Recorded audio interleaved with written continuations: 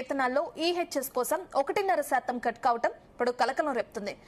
భార్యాభర్తలు ఇద్దరు ఉద్యోగులైతే ఒకరికే కట్ కావాలనే నిబంధనకు విరుద్ధంగా ఇద్దరికీ డబ్బులు కట్ చేశారు. దీంతో ఎలాంటి ఆప్షన్ లేకుండా వేతనాల్లో కోత పెట్టడంపై ఉద్యోగ ఉపాధ్యాయ పెన్షనర్లు తీవ్ర ఆందోళనలో ఉన్నారు.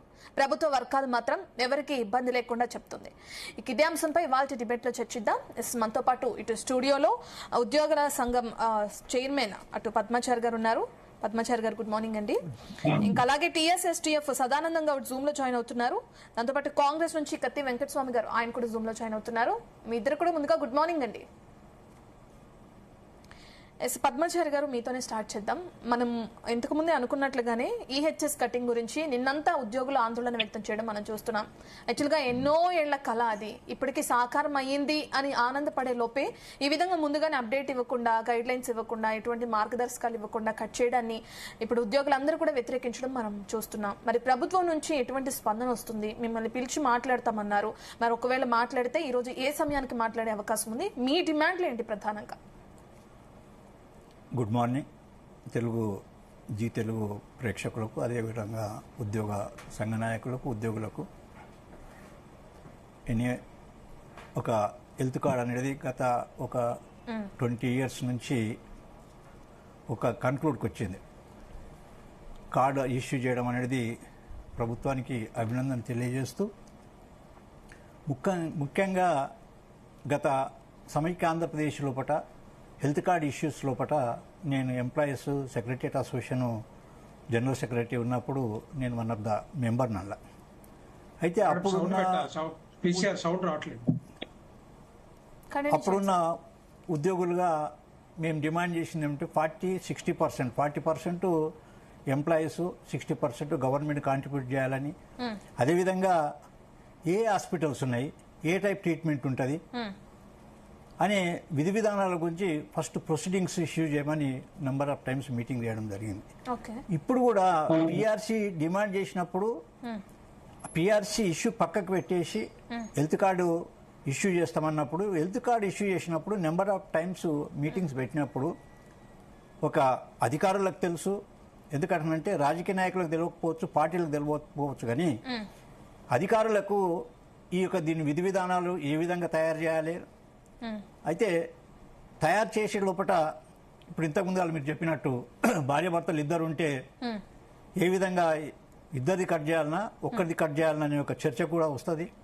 ఎందుకంటే కమిటీ లోపల చర్చ చేస్తే ఉద్యోగులు వాళ్ళ యొక్క గ్రీవెన్సెస్, వాళ్ళ సాధక బాధకాలు చెప్పడానికి అవకాశం ఉంటుంది. అటువంటిది లేదు. ఏ హాస్పిటల్స్ వస్తాయి అది కూడా లేదు. హాస్పిటల్ మేనేజ్మెంట్ దాని గురించి ముందే చెప్పారు కదండి. ఎందుకంటే ఇప్పుడు ప్రభుత్వ ఆసుపత్రులతో పాటు 421 గుర్తింపు పొందిన ప్రైవేట్ హాస్పిటల్ ఉండొచ్చు, కానీ వాళ్ళతో మీటింగ్ పెట్టాలి కదా. దీని ఎలిజిబిలిటీ గురించి వాళ్ళ మీటింగ్ పెట్టి కన్క్లూడ్ చేయాలి. ఉద్యోగ సంఘ నాయకులతో వాళ్ళతో మీటింగ్ పెట్టాలి కదా. సెల్ఫ్ డిక్లేర్, ప్రభుత్వం సెల్ఫ్ డిక్లేర్ చేస్తే కాదు కదా, అందుకోసం అది కూడా చేయలేదు.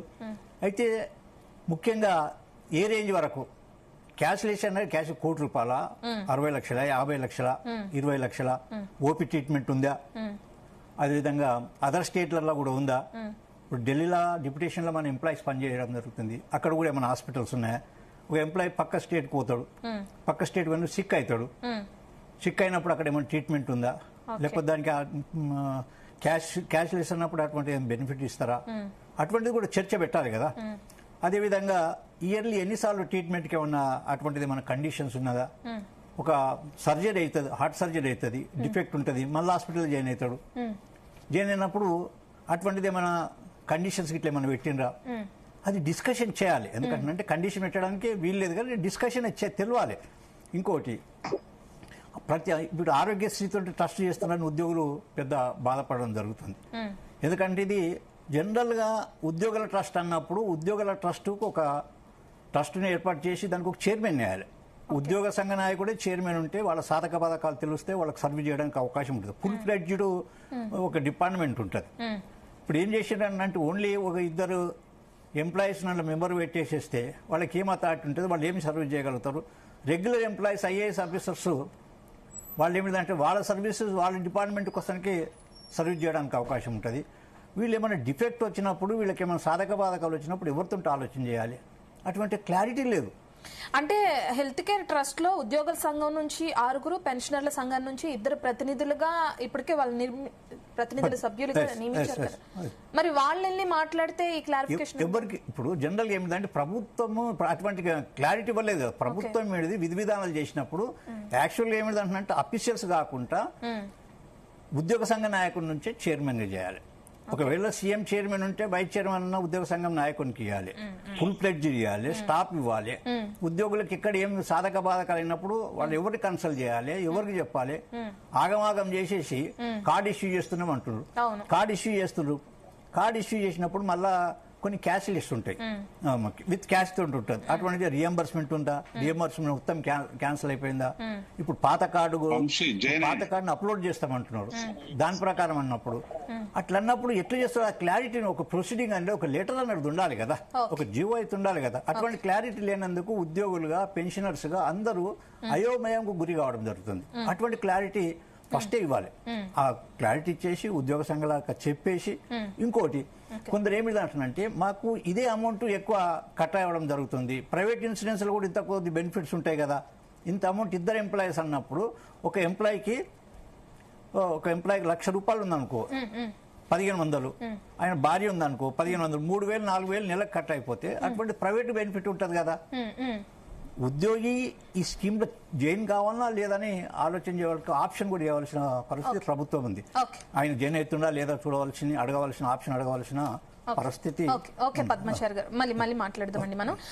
మనం వేరే గెస్ట్ దగ్గరికి వెళ్లే ముందు బీఆర్ఎస్ నుంచి దేవి ప్రసాద్ గారు కూడా జూమ్ లో జాయిన్ అయ్యారు.